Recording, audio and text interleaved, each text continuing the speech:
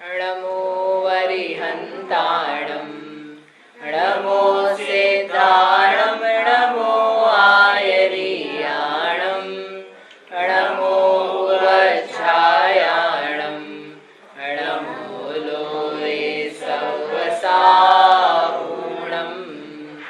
नमः श्रीवर्धमानाय निर्धूतकलिलात्मने सालोकानां त्रिलोकानां यद्विद्यादर्पणायते।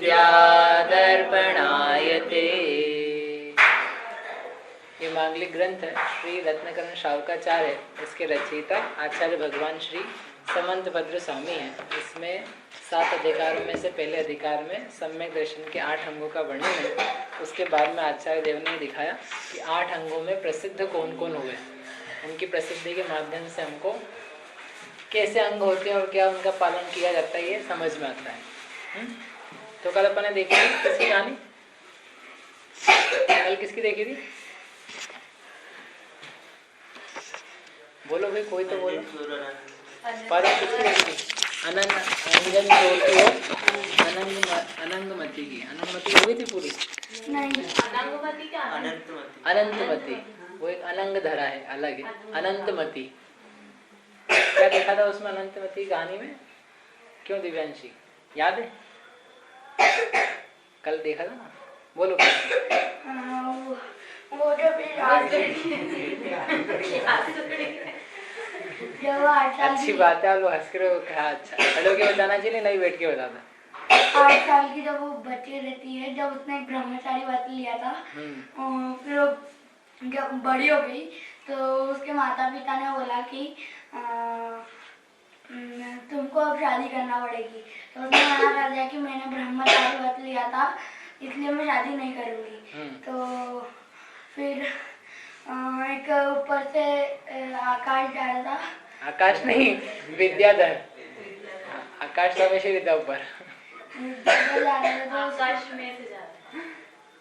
आकाश में से जा रहा था तो उसको दिखी, तो उसने सोचा है तो बहुत सुंदर है, इसको ले लो। तो उसकी जो उसके साथ उसकी पत्नी बैठी थी उसको पहले जहाँ पर जा रहा था वहाँ पे छोड़ के वापस आया। फिर उसको उठाकर उसके पीछे पत्नी आ रही थी। तो उसने उसको जंगल में उतार दिया। फिर एक किसको जंगल में उतार दिया? जंगल में किसको उतार दिया? अनंतमती को। हाँ ठीक। आदिवासी जो रहते हैं वो उसको अनंतमती को जंगल में से पकड़ के ले गए। फिर जंगल में से जब वो पकड़ के ले गए तो उसने आदिवासी को ये बताया कि ऐसा होगा, तुम पे ऐसा मतलब संकट आएंगे, तकलीफ आएगी, विपत्ति आएगी। फिर वो वहाँ से छूट गई। कैसे छूट गई? मतलब उसने फिर वहाँ से राजा ने छोड़ दिया कि इसको जाने दो। अच्छा, संकट आएंगे। तो फिर वो आगे चली तो फिर वो व्यापारी के हाथ काट दिया और उससे धन ले लिया। बस ठीक है लगभग ऐसी थी। अपन ने कल देखी थी विस्तार से कि वो जो अनंतमती थी ना, उसे उपसर्ग पे उपसर्ग आते जा रहे थे कि एक तो पहले विद्याधर उठा करके ले गया और फिर विद्याधर ने अपनी पत्नी के भय से उसको वापस छोड़ दिया, जंगल में छोड़ दिया। तो काफ़ी विस्तार से कथानक है कि उसने क्या क्या सोचा, क्या विचार कर रही थी कि कहाँ तो मेरा घर था, कहाँ मेरे एक जरा से कुछ कहने पर सब लोग सेवा में लग जाते थे, इतने सेविकाएं थी हमारे लिए, माता पिता थे, परिवार वाले थे। और यहाँ पर अब देखो क्या स्थिति आ गई कर्म के उदय की कि कोई भी साथ देने वाला नहीं है, कोई भी यहाँ पर पूछने वाला नहीं है। ये वो बल्कि स्थिति ये है कि कोई भी शेर आ जाए, चीता आ जाए, फाड़ के खा ले, खत्म ही हो जाए। मतलब वो सब विचार है, तो ये अपन उसको स्किप कर रहे हैं, अपन उसको विस्तार से नहीं ले पा रहे क्योंकि अपन ने कल भी कहा था कि जल्दी करते। तो वो सब ये पढ़ना, इसमें से ग्रंथ में दिया है धर्मामृत नाम का, इसमें विस्तार से कथा दी है, तो 8 अंगों की दी है। तो ऐसा वो करते करते फिर वो वहाँ पर भीलों ने पकड़ लिया था। भीलों ने पकड़ करके भील के सरदार को फिर वो वन देवता था वहाँ का, तो वन देवी का जो आसन था, वो आसन कंपित हुआ। आसन कंपित हो गया, उसने पता किया कि क्या हुई बात। तो वो देवी ने उस भील के ऊपर संकट किया, उसको उसके पहले ये दिया है कि देवी ने परीक्षा ली उसकी अनंतमती की। अनंतमती ने के पास आकर के उसने रूप बनाया भील का। वो भील के पास उस अनंतमती के पास आकर के उसने उसको बहुत प्रलोभन दिए कि मैं बहुत सुंदर हूँ, मेरे को देखो, तुम मुझे। श्वेता जी आपका फोन म्यूट कर लेना। श्वेता, तो उसको बहुत प्रलोभन दिए, उसको ऐसा दिखाया कि वास्तव में यहाँ भील ही खड़ा है। वो भील खड़ा होकर के वह याचना कर रहा है, लेकिन अनंतमती ने अब उसने विचार किया अपने ब्रह्मचर्य व्रत का, पंच परमेष्टि के स्मरण से उसने अपना समय निकाला, उसकी तरफ देखा तक नहीं। तो फिर वो जो भील के रूप में देवी आई थी, तो उस देवी ने प्रसन्न होकर कहा कि तुम्हारा ध्यान और तुम्हारा ब्रह्मचर्य प्रशंसनीय है, तुम्हारे के ऊपर अब कोई विपत्ति नहीं आएगी, ये सब विपत्ति निकल जाएगी। तो अगले दिन वो भील था, वो अपने आप ही पैरों में आकर के पड़ गया कि हमें क्षमा करो, आप तो बहुत महान हो, तो आप चले जाओ, मतलब आप उसको छोड़ दिया। वो छोड़ दिया, छोड़ करके एक दिया तो उसने एक व्यापारी के समूह को था कि ये व्यापारियों का समूह उसको जंगल से निकाल के बाहर कर दे, लेकिन वो व्यापारी का जो समूह प्रमुख था उसकी नीयत क्या होगी, बाद में खराब हो गई। यहाँ तक अपन ने कल पढ़ा था। तो वो जब खराब हो गई तो उसने कहा तुम मेरी पत्नी बन जाओ, मैं तुमको वस्त्र दूंगा, धन दूंगा, आभूषण दूंगा, उत्तम से उत्तम रखूंगा। तो उसने सोचा फिर विपत्ति में आ गया, अपने को क्या करना, अपने पंच परमेष्टि की शरण रखना, कर्म के उदय का विचार करना, इस किसी प्रकार के प्रलोभन में नहीं आना। ऐसा विचार करते हुए वो व्यक्ति ने काफ़ी प्रयास किया, लेकिन वो कुछ उसकी बात नहीं बनी। तो उसने कहा अपन ने पैसा भी दिया इसके लिए, इसको घर तक पहुंचाने के लिए जो भी विधि हुई, तो क्या किया जाए। तो उसने ले जा करके यहाँ से किसी प्रकार से छूटी, मतलब उसने उसका पीछा छोड़ा, लेकिन उसने उस स्त्री को ले जा करके दे दिया वेश्या के पास में कि ये तुम रखो, इसके माध्यम से धन कमाना और जो भी बन सकता है, लेकिन मुझे इसके बदले में धन दे दो। तो वो वेश्या ने उसको समझ लो खरीद लिया। तो इस प्रकार से तीसरी विपत्ति से बच करके लेकिन कहाँ आ गई, चौथी विपत्ति में आ गई। इसको कहते हैं, एक तो क्या है वो, नीम खजूर से गिरे, आसमान से गिरे खजूर पर अटके, कि एक विपत्ति से बचे और दूसरी विपत्ति में आ गए। तो वेश्या के घर भेज दिया। वेश्या ने उसको फिर प्रयास किया कि तुम्हें सब काम करना पड़ेगा जैसा हम कहेंगे, यहाँ पर लोगों को प्रसन्न करना होगा, जो भी वेश्यावृत्ति के कार्य सब करने होंगे। तो उसने साफ मना कर दिया कि ये सब हमारे कार्यक्रम, ये हमारी विधि नहीं है, रीति नहीं है, हम तो कुछ करते ही नहीं है। तो उसने बहुत उसको समझाया कि 2-4 दिन भूखे रहोगी, कुछ मिलेगा नहीं, सब बुद्धि ठिकाने पे आ जाएगी। ऐसा करके बहुत उसे जितना जितना हो सकता था वो सब किया उसने। लेकिन वो 2-3 दिन जितने दिन रही तो उसने कुछ बोलचाल तक नहीं करी किसी से, भोजन पानी भी नहीं लिया, और अपने पंच परमेष्टि के स्मरण से, धर्म के स्मरण में वो रहती हुई वो रही। तो वो उसको बड़ा डर लगा वेश्या को कि ये मर गई तो मेरा क्या होगा, अपने पैसे भी जाएंगे, इसके माध्यम से जो मैंने दूसरे को दिए थे, सोचा था खूब पैसा कमाएंगे इसके लिए, तो ये बन नहीं पाएगा। तो अब क्या किया जाए, इसको ऐसा छोड़ देंगे तो अपना नुकसान हो जाएगा। तो उसने कहा एक काम करते हैं, अपन इसको राजा को भेंट कर देते हैं, तो राजा अपने आप प्रसन्न होकर के अपने को कुछ दाम दे देगा।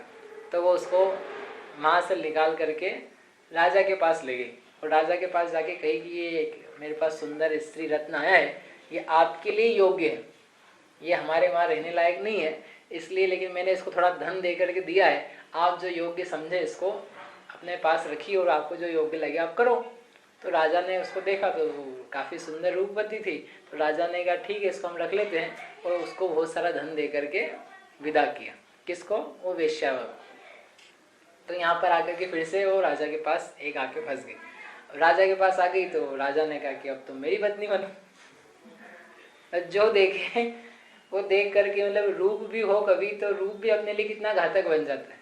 अपने को लगता है सुंदर रूप होना चाहिए, सुंदर होना चाहिए, ऐसे धन भी होना चाहिए, लेकिन वो चीज़ें जब अपने ही पाप कर्म का उदय हो तो वही चीज़ अपने लिए घातक बन जाती।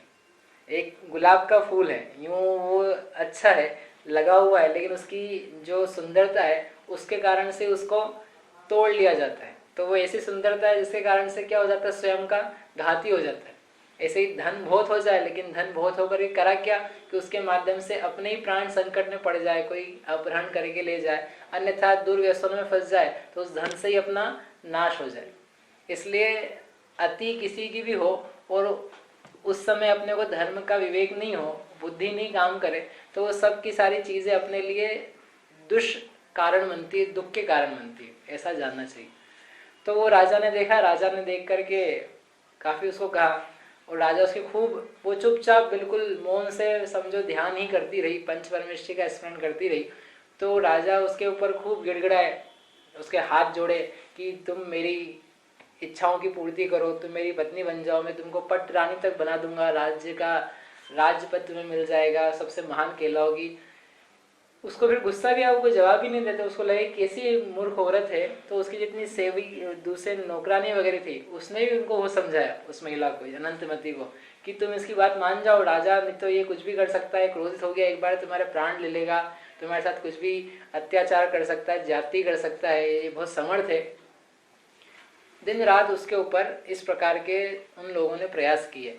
तो ये सब देख करके यानी जब घटनाएं घट रही थी, तो उस नगर के बाहर जो नगर का रक्षक कोई देवता था या नगर में रहने वाला देवता था, तो उसका वहाँ पर आसन डोला कि ये क्यों डोला। तो उसने जाना सब कि यहाँ पर तो ऐसा हो रहा है।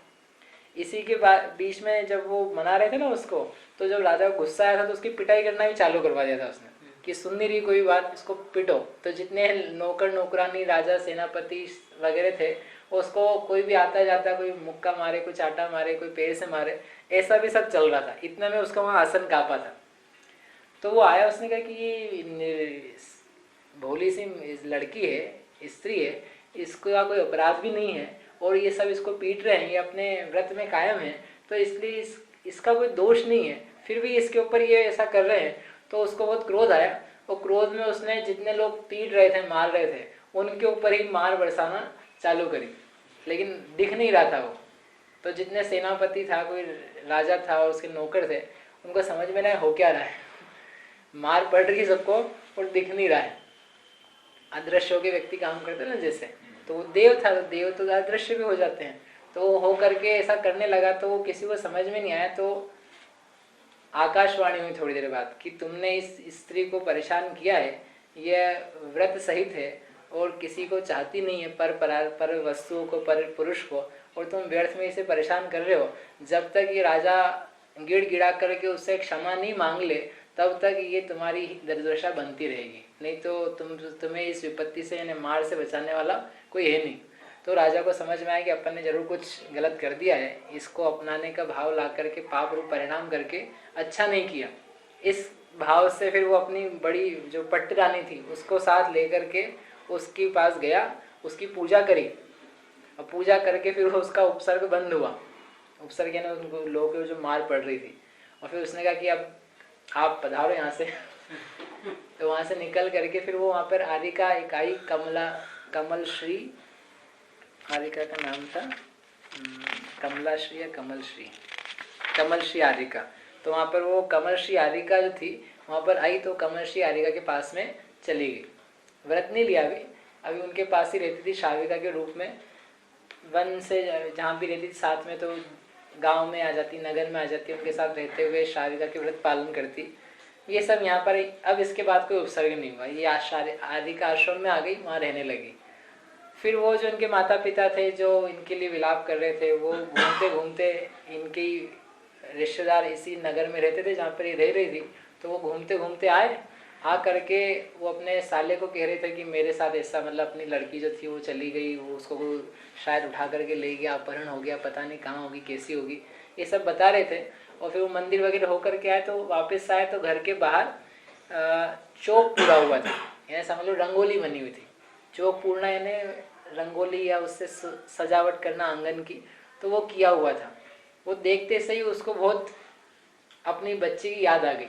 वो जो सेठ था जिनेंद्र भक्त प्रियदत्त, तो वो प्रियदत्त नाम का जो सेठ था, उसको देखते से एकदम और रोना रोना है कि ये जो चौक पूरा है, ऐसा का ऐसे ही मेरी लड़की भी पूरती थी, किसने बनाया ये, उसको बुलाओ, मुझे उसको देखना है। तो उसने कहा कि एक आश्रम है, आश्रम से हमने किसी बालिका को बुलाया था, वो काफ़ी होशियार है, उसके कारण से यहाँ पे उपसर्ग हुए थे उसके ऊपर काफ़ी, लेकिन उसके कारण से फिर उपसर्गों के कारण से जो देवता था, उस देवता का आसन कांपा और कांप करके उसकी रक्षा देवों ने करी, वो काफ़ी तेजस्वी है, मेधावी है, सुंदर इत्यादि सब उसके गुण गाए। तो उसने कहा कि मुझे देखना है कि वो है कौन, वही कहीं मेरी बेटी तो नहीं। तो उसको बुलाया गया तो मालूम पड़ा वो वही लड़की थी, है ना, उसकी लड़की थी। तो उसको देख करके उसको काफ़ी प्रसन्नता हुई, वो दोनों मिल गए। फिर बाद में उसने कहा कि चलो अब घर चलें। तो वहाँ पर उसने कहा कि एक ही भाव में मैंने संसार की विचित्रता काफ़ी देख ली है, मुझे अब घर नहीं जाना। आप तो अब मुझे एक काम करो, तप दिलवा दो, व्रत दिलवा दो। अभी तक तो मैं श्राविका के रूप में ही रह रही थी, अब मुझे ये जो 5 व्रत हैं, अणुव्रत, महाव्रत, जो आरिका के हो सकते हैं, वो प्राप्त करने हैं। क्योंकि अब इस संसार में और जाने से और इस रूप के कारण से विपत्ति आने से अपने को कुछ हित नहीं होगा।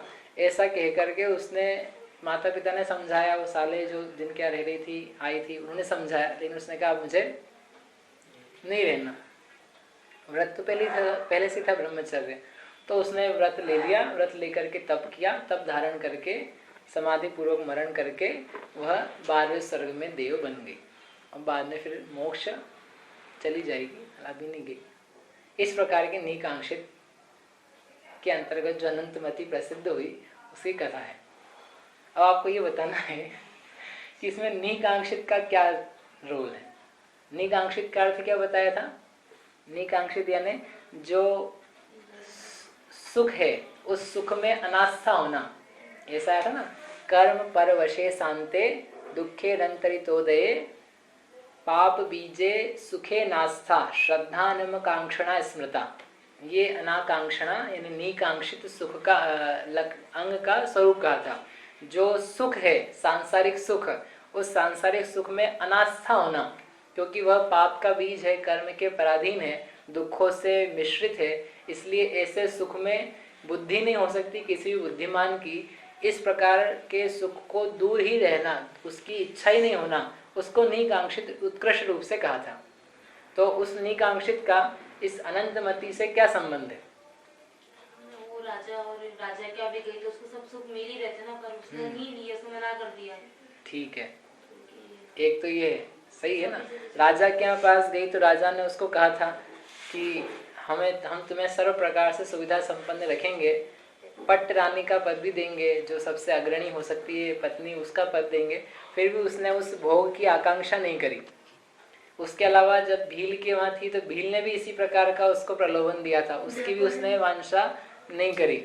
जब वो व्यापारी था, व्यापारी ने भी कहा था कि आपको उत्तम से उत्तम पदार्थ दिए जाएंगे, अच्छे से अच्छा रखा जाएगा, तब भी उसने उसकी आकांक्षा नहीं करी।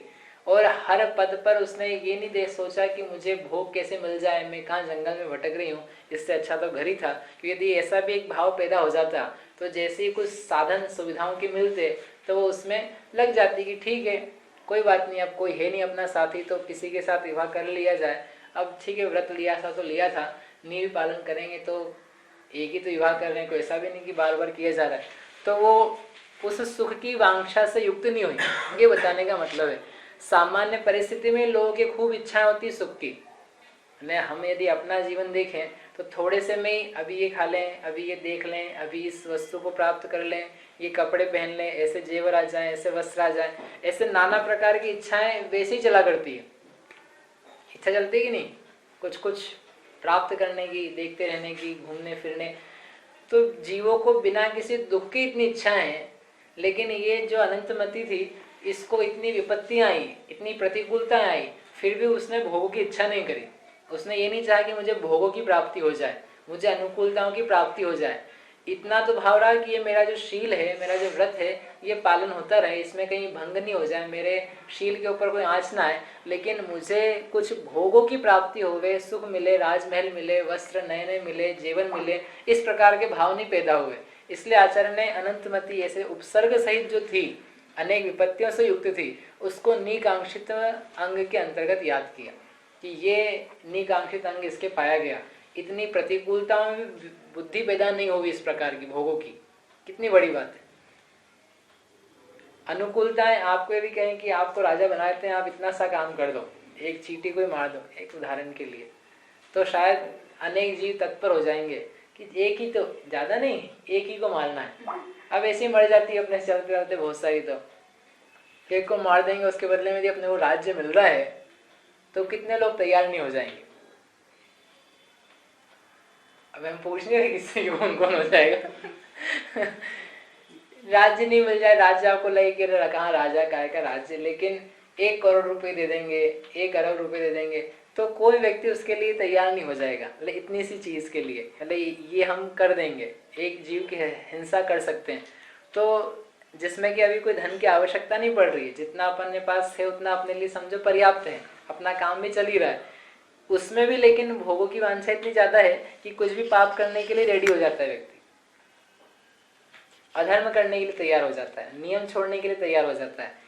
और ये जो महिला थी, स्त्री थी, अनंतमती सती, तो उसके ऊपर इतनी आने पर भी वो उसका मन नहीं डिगा, मन नहीं आया किसी राज्य या राज्य के वैभव पर, किसी पुरुष के रूप को देख करके ऐसा मुझे मिल जाए उत्तम बढ़िया पुरुष, राजा मिल जाए, ऐसा कुछ भाव पैदा नहीं हुआ। इसलिए इस नीकांक्षित अंग के अंतर्गत अनंतमती को विचार करके अपन अपने नीकांक्षित अंग को प्रकट करें कि मुझे संसार के भोग, संसार की इच्छाएं कभी भी पैदा ना हुए, और नहीं तो कम से कम इतना तो अपना होना ही चाहिए, जो अपन ने पहले देखा था, गृहस्थ रहते हुए जो धर्म है या जो हम धर्म कार्य कर रहे हैं उसके बदले में मुझे भोग नहीं चाहिए, उसके बदले में अनुकूलताएं नहीं चाहिए। यानी हम मंदिर जाते हैं तो मंदिर जाकर के मुझे सारी अनुकूलताएं जो हैं वो बनी रहें या मिलती रहें, और ज़्यादा प्राप्त हो जाए, हमें नंबर ज़्यादा आ जाएं, पास हो जाएं, दुकानदारी चलने लगे, बिजनेस बढ़ने लगे, इस प्रकार के भाव नहीं पैदा हों, तो समझना फिर भी कुछ नीकांक्षित अंग का अपन ने भाव धारण किया। और नहीं तो ऐसा करने लग जाए, देखो जब तक व्यापार धंधा नहीं चलेगा ना तब तक अपन मंदिर में जाएंगे, एक बार चलने लग जाए फिर अपन जाएंगे। तो ये भी क्या है, मतलब एक प्रकार का प्रलोभन ही सेट किया हुआ स्वयं ने, जब तक ये काम व्यवस्थित नहीं बन जाए तब तक अपन नहीं जाएंगे, क्योंकि मतलब ही क्या फिर जाने के, एक बार हो जाए तो हम इनडायरेक्टली ये चाह रहे हैं कि धर्म के फल में ऐसा बन जाएगा, हमारी भावना से ऐसा बन जाएगा तो फिर हम धर्म के कार्य में लग जाएंगे। तो ये भी दम वाली बात नहीं है, कोई अच्छा परिणाम नहीं है। क्यों अच्छा परिणाम नहीं है? क्योंकि धर्म से सुख की, अनंत अतीन्द्रिय सुख की प्राप्ति होती है, कर्म का क्षय होता है, और अपन ले दे करके जो अपने छोटे मोटे स्वार्थ हैं, छोटे मोटे काम हैं, उनको लेकर के ही धर्म को साधना चाहते हैं। जैसे बता दो ना, वो हे मणि, वो मणि को अपन काय के लिए जला रहे हैं?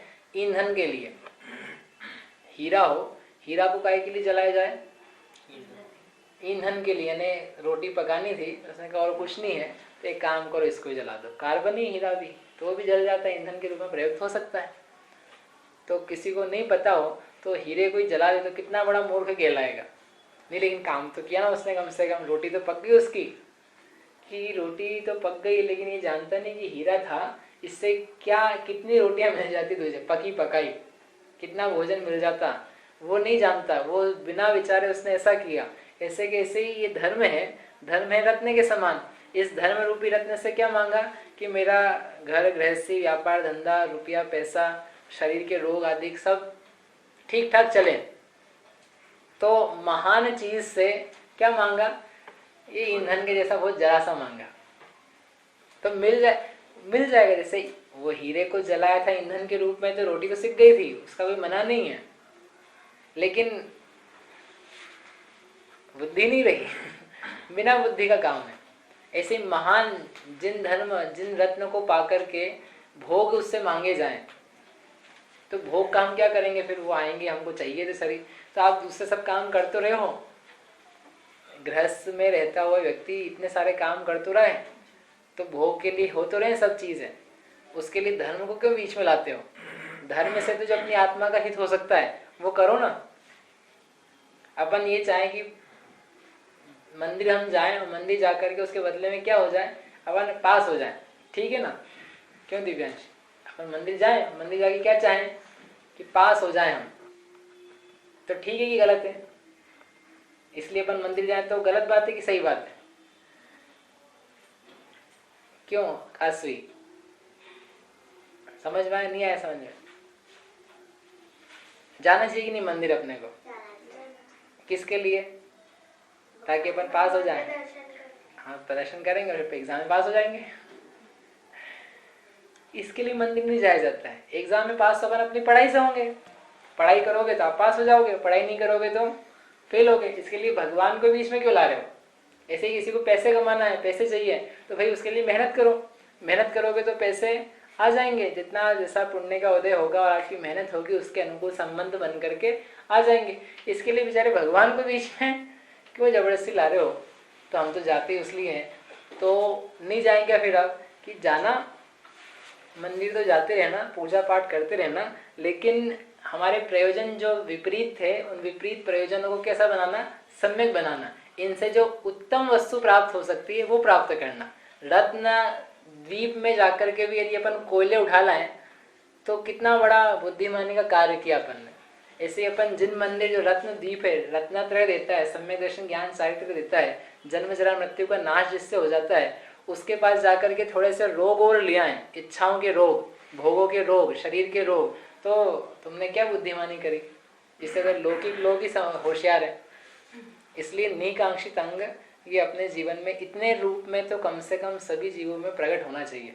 भोगों की वांछा कम हो एक बात, और दूसरा धर्म के बदले में हमें कुछ भी भोग, कुछ भी अनुकूलताएं नहीं चाहिए। पर कोई भी अच्छा कार्य करने के पहले अपन भगवान का नाम लेते हैं, हाँ स्वस्तिक बनाते हैं, जैसे कुछ भी कार्य करते ठीक है। हैं, तो फिर वहाँ पे भी तो ये कह रहे अच्छा कार्य करते हैं अपन, अच्छा कार्य करने के पहले भी लौकिक के लिए जैसे विवाह करते हैं, विवाह में भी पूजा करते हैं, भगवान की विधान करते हैं। तो ये तो विवाह वगैरह हैं। लोग तो युद्ध में जाते हैं ना, तब भी पंच नमस्कार मंत्र को याद करके जाते हैं। आप पद्म पुराण पढ़ोगे तो वो निकले युद्ध के लिए, लक्ष्मण निकले, राम निकले, उन्होंने पंच परमेष्ठी का स्मरण किया, सिद्ध भगवान का स्मरण किया और निकले। तो इसलिए निकले होंगे सिद्ध भगवान का स्मरण करके, हे सिद्ध भगवान आपका स्मरण कर रहे हैं तो काम पूरा हो जाए। काम पूरा नहीं हो जाए, हम तो हिंसा में जा रहे हैं, हम इसलिए स्मरण कर रहे हैं कि हम अशुभ कार्य के लिए जा रहे हैं, कम से कम अभी तो शुभ का स्मरण आ जाए। और यदि शुभ का स्मरण बन गया और वो उत्कृष्ट रूप बन गया तो ये सारे कार्य नहीं करने पड़ेंगे। विवाह के पहले विधान किया और विधान में यदि आपकी बुद्धि जग गई तो विवाह नहीं करोगे, और फिर भी कर रहे हो तो कोई बात नहीं है। भगवान हमें आपकी याद है कि हम शुभ कार्य के लिए कार्य कर रहे हैं, हमारे परिणाम प्रशस्त बने रहें। हमारा कार्य यद्यपि अशुभ रूप है यानी पाप रूप है, उसमें कुछ हिंसा अधिक है, लेकिन फिर भी हम आपका स्मरण हमेशा करते रहना चाहते हैं, इसलिए वो भगवान को याद कर रहे हैं। गाड़ी आई, गाड़ी के ऊपर स्वस्तिक मंडाया, तो इस जो व्हीकल है इससे हमारे अप्रशस्त कार्य ना हुए, प्रशस्त अच्छे कार्य हुए, मोक्ष मार्ग में लगने संबंधी कुछ कार्य हुए। इसके लिए अपन ने तिलक लगाया। हाँ, कोई इसलिए लगाया कि अब तिलक लगाएंगे तो गाड़ी सुरक्षित रहेगी, हमने भगवान महावीर का नाम लिखा है तो भगवान महावीर आकर के इसकी रक्षा करेंगे, तो ऐसा कुछ भी नहीं होने वाला है। भगवान महावीर को एक इतनी सी गाड़ी के लिए मत बुलाना, कम से कम अच्छे काम के लिए बुलाना। अच्छा काम यानी मुझे रत्नत्रय की प्राप्ति हो जाए, अपने जन्म जरा मृत्यु रूप कष्ट मिट जाए, 8 कर्म मिट जाए, इसके लिए बुलाए तो भली बात है। और नहीं तो कोई व्यक्ति इस लौकिक कामना से करता है तो वो उसका भाव बराबर नहीं है। लेकिन जो करता है कोई सही भाव से, तो भाव ये रहते हैं उसमें कि गलत कार्य ना होवे, प्रशस्त कार्य होवे, मंगल कार्य होवे। ये जो भी साधन है ये हमारे लिए पाप के हेतु ना बने, ये हमारे लिए धर्म के हेतु बने। इसलिए उन कार्यों के आदि में जिन्हें भगवान का स्मरण या पंच परमेष्ठी का स्मरण करते हैं। ठीक, समझ में आया? इस प्रकार से निकांक्षित अंग देखा अपन ने, और इसको विस्तार से पढ़ना और इसमें से पढ़ना। आगे है उद्दायन राजा। कौन सा अंग है? निर्विचिकित्सा। तो अपना समय भी होगी, अच्छा पूरी नहीं होगी, अपन इसको कल करेंगे। ठीक है? क्या कोई प्रश्न है किसी को? नहीं तक। जावाणी के ज्ञान ते सूझे लोकालोक, सोवाणी मस्तक नमो सदा देत हो ठोक।